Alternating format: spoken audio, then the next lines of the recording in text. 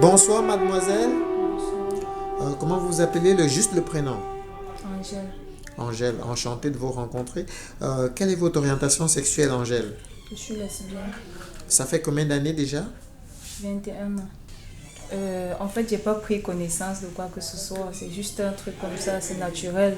Donc, moi, depuis le bas âge, moi, j'ai toujours sorti avec des filles. Et dans ton adolescence, puisque tu dis que tu l'as commencé très tôt, est-ce que ça a été facile d'avoir des relations avec des filles à 15 ans, 16 ans, 17 En ans? fait, pas des filles. J'ai juste connu une seule fille à 9 ans avec laquelle j'ai grandi. On a fait tout ensemble jusqu'à ce que j'ai eu 21 ans. Donc, on a fait pratiquement 11 ans ensemble. On s'est rencontrés dans notre enfance, on s'est aimés et on a grandi. Et qu'est-ce qui vous a séparés si c'est pas trop indiscret? Euh, L'enfant, je vais dire ça parce que j'ai voulu faire une expérience avec un garçon. Déjà que j'étais très inexpérimentée, je savais pas qu'il fallait utiliser les capotes et autres. Et dès la seule fois où j'ai couché avec un garçon, j'ai conçu et elle n'a pas apprécié. Le voisinage, je dirais qu'il soupçonne parce que je vis avec ma compagne et son fils. Les amis, oui, oui. Tous mes amis avec lesquels je marche savent que je suis lesbienne. Ils ont constaté, ils m'ont demandé et j'ai pas nié. Oui, ma famille est au courant. Ma famille est au courant de cela. Et comment est-ce qu'elle a réagi? Hum, c'est un peu compliqué. C'est un peu compliqué. Déjà, la première personne à le savoir dans ma famille, c'était ma petite sœur. Elle a précieusement gardé le secret jusqu'à ce que ma maman elle-même le découvre. Et quant aux autres membres de la famille, bon, ils font semblant de comprendre. On ne peut se voir que lors des moments festifs ou dans le malheur où ça regroupe tout le monde. Mais dit que je les rends visite, c'est un peu compliqué. Ils ne m'acceptent pas chez eux. Parce qu'ils se disent que moi je vais contaminer leurs enfants. Parfois même, j'ai une soeur chez qui j'allais avant, que j'y vais plus. Quand je dormais là-bas, les nuits, quand ça m'arrivait de passer la nuit là-bas, le lendemain, je réveillais sa fille de 13 ans. À l'époque j'avais 27 25 ans. Elle réveillait sa fille de 13 ans le matin pour lui demander qu'est-ce que Tantine t'a fait dans la nuit, est-ce que Tantine t'a touché dans la nuit. Et j'étais un peu mal à l'aise face à cette situation. Donc, du coup, moi-même, j'ai arrêté d'aller dans la famille. Si oui, peut-être juste de passage, juste un petit bonjour et voilà. Au niveau Les parents? des parents, déjà que mon papa ne vit plus depuis des années. Ma mère, c'est vrai qu'au départ, ça a été difficile, très très difficile pour elle. Elle m'a même privée de ma fille pendant plus de 2 ans.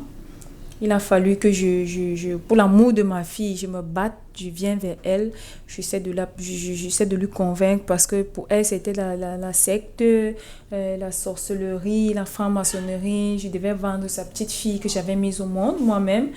Et il a fallu que je me batte corps et âme pour essayer de la conscientiser sur ce fait. Moi, je lui ai demandé, ben, écoute, maman, tu penses qu'en 9 ans, j'ai pu adhérer à quelle sorcellerie qui puisse exister et autres. Donc, pour le moment, ça va.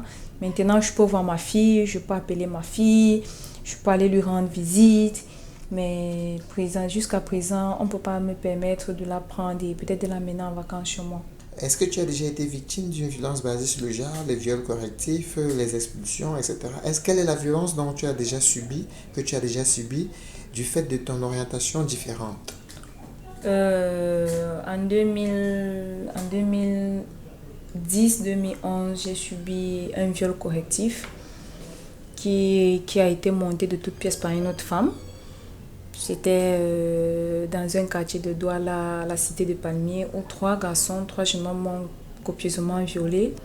Uniquement sur le fait de ton orientation? Oui, en me disant, écoute, c'est vous qui détenez les filles des gens au quartier.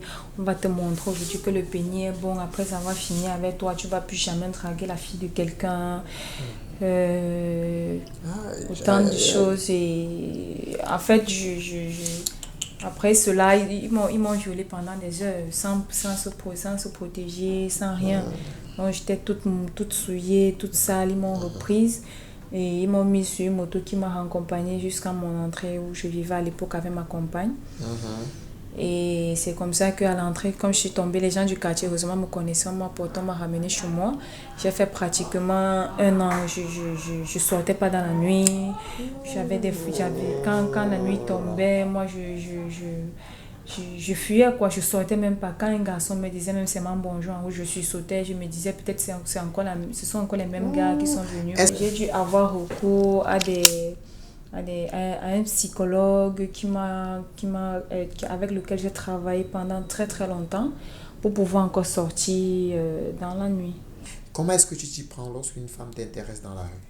En fait, pour me protéger moi-même et pour ne pas m'exposer, j'essaie d'éviter de draguer les femmes dans la rue.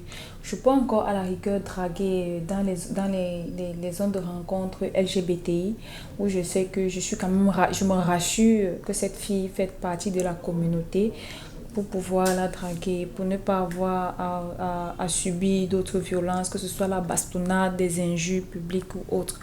Donc pour me protéger, j'évite de draguer dans des taxis, en route, n'importe comment. En fait. Et quand une femme te plaît au quartier, comment tu t'y prends?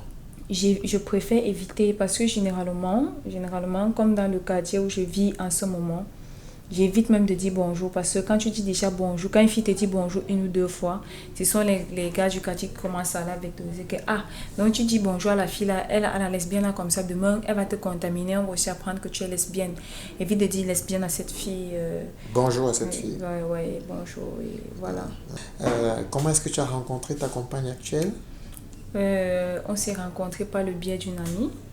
Et elle travaillait, nous sommes allés, puisque elle est couturière, nous sommes allés nous faire coudre certains habits. C'est là que j'ai fait sa rencontre et que présentement, ça fait presque 1 an que nous sommes ensemble. Si tu veux conseiller une jeune demoiselle de 15 ans, de 20 ans, de 25 ans, de 40 ans, pour lui dire que ta sexualité, elle n'est pas anormale, qu'est-ce que tu dirais à toutes ces filles qui se sentent lesbiennes au fond d'elles, mais qui ne savent pas comment s'exprimer dans cette société difficile? Qu'est-ce que tu peux leur dire? Moi, je dirais vraiment, c'est pas facile, la seule issue peut-être d'être protégée, c'est d'essayer d'aller vers les organisations non gouvernementales et qui font dans la protection des droits des LGBTI pour essayer de se renseigner, de s'imprégner de ce que c'est que ces droits, en essayant au maximum possible de ne pas trop s'exposer, ne pas trop exposer leur sexualité, de peur d'en subir des conséquences envers la société. Envers la société. Bon, c'est sur cette note que nous allons terminer. Nous sommes vraiment très tristes par rapport aux violences basées sur le genre dont vous avez été victime. Nous vous souhaitons bon courage avec votre compagne et dans votre vie au sein de votre entourage et dans votre famille. Et nous espérons que la société camerounaise, comme toutes les sociétés de la planète, changeront leur regard d'ici quelques années sur l'orientation sexuelle et qu'on pourra accepter les gens avec leur orientation différente. Merci, mademoiselle Angèle. Merci aussi. À très bientôt. Merci.